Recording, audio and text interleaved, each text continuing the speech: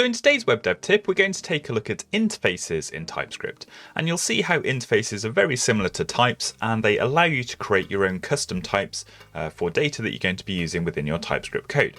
So on the page at the moment, we've got the type that we created in the previous web dev tips, and we're going to recreate that using an interface. So to create an interface, unsurprisingly, we use the interface keyword, and it's not a requirement, but you'll see a lot of people and a lot of code bases prefix the name of an interface with a capital I, and this is something that's not required, but it's just a convention that's crossed over from other languages, but you may or may not find that in the code bases that you're working on.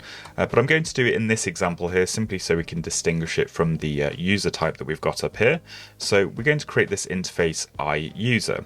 So we just open up a pair of curly braces. There's no need to have the assignment operator here. And after that, it's pretty much the same as creating the type as we did with the user type above here.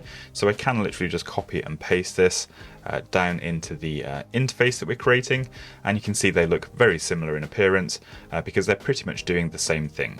So now if we were to create a new object based off of the interface, we can do something like this. Say user1 is of type iUser, and then just assign it a value.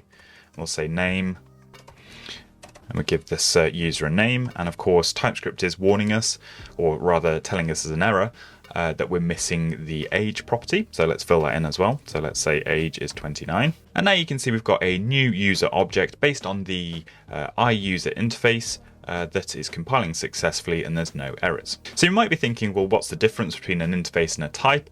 And there are some really subtle differences, but they only really matter at a very complex level, so I won't go into them in this tutorial. Maybe it's something we'll cover in another web dev tip. But all you really need to take away from this tutorial is that you've got the option to create a type, but you've also got the option to create an interface as well. And you might see both of those TypeScript features used within a code base.